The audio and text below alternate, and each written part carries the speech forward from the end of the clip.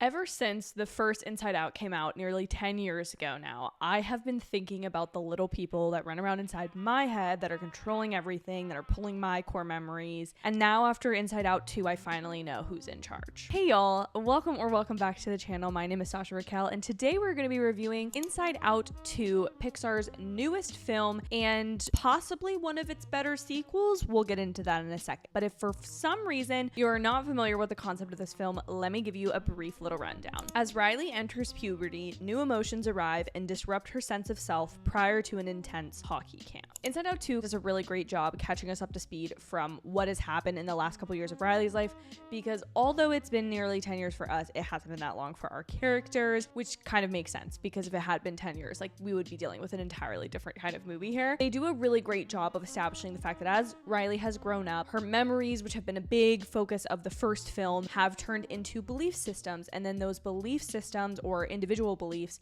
have come to form Riley's sense of self, which at the beginning of this film is that Riley is a good person. I really love the way that they catch us up to speed on how the mind is changing. It's not exactly the same system we left with last time in the end of the first film, but it's not something that has changed completely. Like, we still have a lot of our islands. There's a lot of jokes at the beginning about the size of the different islands, specifically how Family Island is smaller, but Friendship Island is like really big now. And I think it's really cute, especially for those who are much older now, or for parents who are going to see this film, to really appreciate, like, oh yeah, as kids grow up, like, there's different things they need or different priorities that come from their brain. Catching everyone up to speed, as well as establishing some of these new, I don't want to say just plot elements, but like ideas of psychology, of like your sense of self, your belief, your ego, how you operate in the world. All of those things are formed in your mind, and it's fun to get to see them all brought to life in a cartoonish, beautiful little idyllic reality. This whole sense of self thing, which comes to be a very large theme of the film without spoiling anything. It's really nuanced,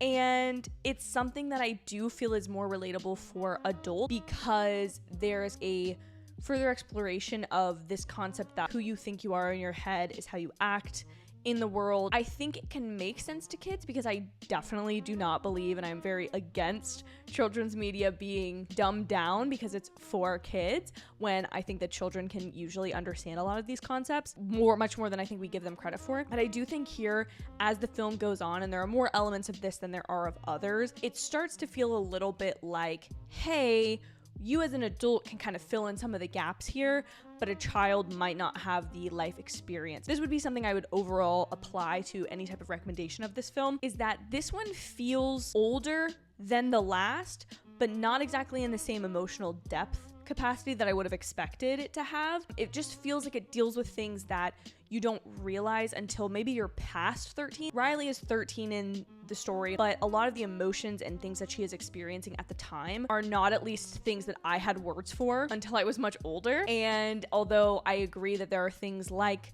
anxiety and envy and embarrassment that you start to feel in your early teen years, I don't feel like it's like until later in life that you can exactly pinpoint them. And so I guess the point I'm trying to make is, if the target audience for this film is probably even younger than our main character Riley is supposed to be, I don't know that every single like 6 or 7 year old is going to be able to relate exactly with the concept of anxiety. And this is something like this is where I flip back and forth on this film, because I really enjoyed the inclusion of the character of anxiety. I felt very seen. I felt very, people say that and it sounds cringy, but I felt very like, oh, that's who's running around up in my head. That's the person that's in charge of my head. But I think the thing I struggle with is, although anxiety and her like running through scenarios would have been something I definitely would have related to even as a preteen, it's something that not necessarily going to be appreciated by its target audience of like pre-10-year-olds, if you will. Basically, what I'm trying to say is I have some mixed feelings about the way that some of these more adult concepts are dealt with in this film, and I can't tell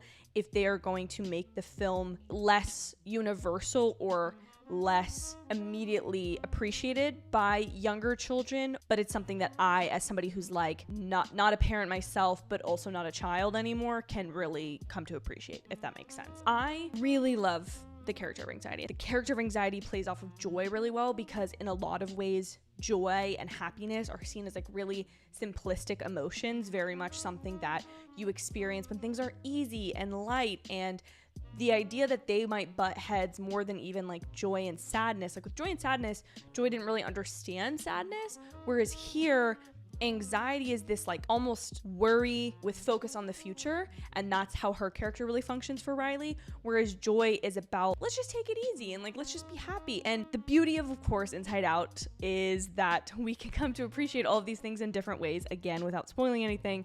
But I liked the way that they chose those two characters to kind of butt heads. I also really liked the way that they connected these newer emotions, again specifically anxiety, to other areas of the brain, and how that changes again when you get older, because it's one thing to just be like, oh, here's a new emotion, but there are places like Imagination Island that we've seen in the first film that we get to revisit here and see how these new emotions have kind of taken a hold on these different parts of the brain. And it's really interesting because I've never thought about the fact that like anytime I'm going through some type of anxious scenario, when I'm worried about something, it's an imaginative part of me. Like I think that's a way to really get into some pretty nuanced psychology and make it pretty simplistic, which is again the beauty of this film, is they're able to do that and put it in an animated form.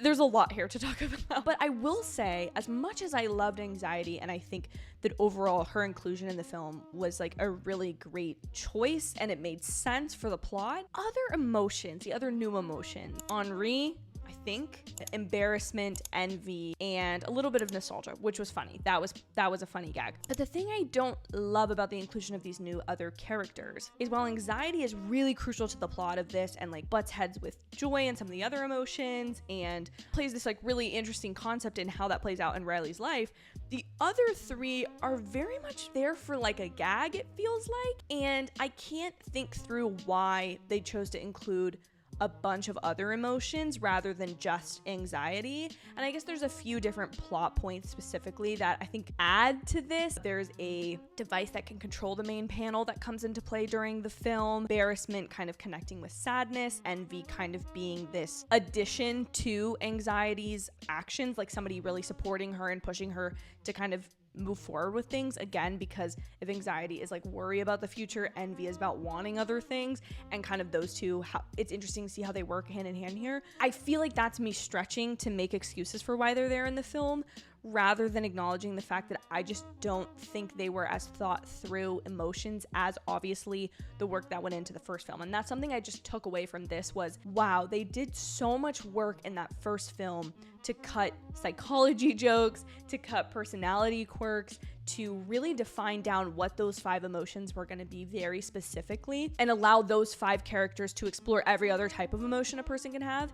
And here, as we get more nuanced, you could say that anxiety is a version of fear, that embarrassment is a form of sadness, that envy maybe is kind of the unique one here. But like, I think there are ways in which you could have made the other emotions evolve. When I think through how this film could have played differently, you could have had fear come more into play and name it that rather than anxiety. And this is where I'm like, they're not exactly the same things in psychology, but for the sake of a film, I just don't know what the other emotions really served to the plot of the film. And therefore, I feel like their inclusion was kind of just for laughs, which I will say the comedy was on a dial 10 for this film. And I was really enjoying it. There's a lot of really cute, funny, clever jokes here. And there's a couple of them that you'll pick up on prior to the characters saying it in the film, but that just makes it feel like you're in on the joke. But as much as the comedy was really great here, this film was so much more of a comedy than the first film was. I feel like the first film had so many different emotions, if you will allow me to make that pun, but I genuinely felt like in the first film,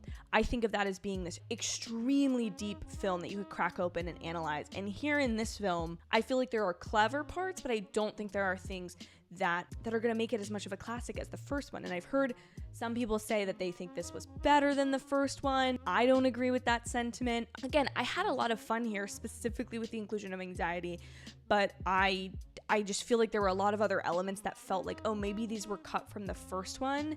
And not that they were cut for a reason because they were so clever jokes or plot points, but because they just weren't necessary. It just makes this film to me feel less consequential than the first film does. And that's not to say it's not good or that it's not a fun time or that I didn't enjoy it.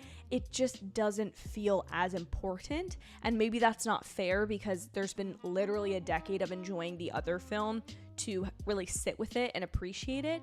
But I do just feel like the first film, I walked away from it saying there's a place for every emotion, and that's really important.